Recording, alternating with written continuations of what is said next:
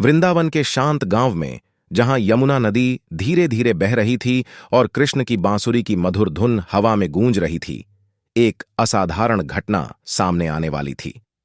एक सुबह, जब गायें शांति से चर रही थीं और चरवाहे लड़के खेल रहे थे, ब्रह्मांड के निर्माता भगवान ब्रह्मा के मन में एक उत्सुक विचार आया। उन्होंने विचार किया, क्या युवा कृष्ण वास्तव में सर्वोच्च भगवान हैं?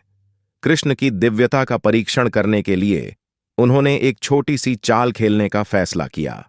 ब्रह्मा ने अपने 4 सिरों और अनंत ज्ञान के साथ कृष्ण के सभी दोस्तों और गायों को अपने दिव्य निवास ब्रह्मलोक में ले जाने के लिए अपनी रहस्यमय शक्तियों का उपयोग किया।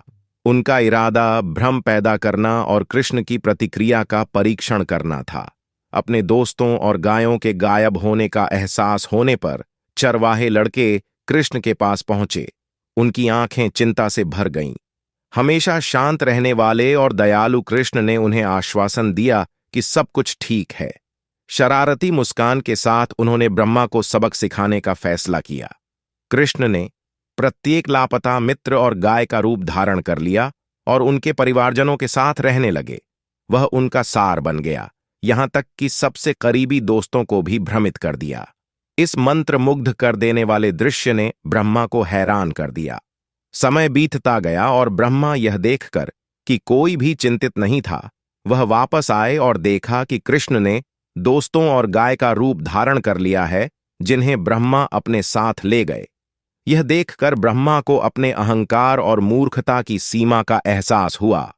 वह विनम्र हृदय से कृष्ण के पास पहुंचे और क्षमा मांगी।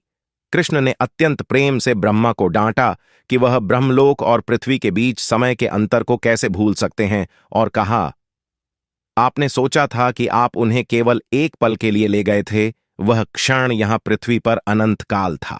इसके बाद उन्होंने ब्रह्मांडों की अवधारणा को समझाते हुए खुलासा किया कि अनगिनत ब्रह्मांड अस्तित्व में हैं, प्रत्येक का अपना ब्रह्मा है, प्रत्येक खुद को सर्वोच्च निर्माता मानता है।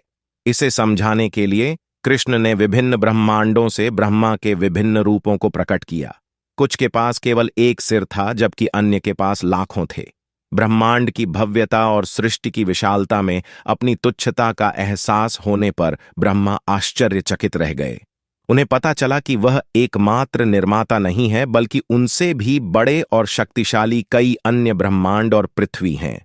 उस पवित्र क्षण में ब्रह्मा को समझ में आया कि कृष्ण परम वास्तविकता, सारी सृष्टि का स्रोत और सर्वोच्च देवता हैं। श्रद्धा और विनम्रता से भरे हृदय के साथ ब्रह्मा ने कृष्ण का आशीर्वाद मांगा और अपने दिव्य निवास पर लौट आए।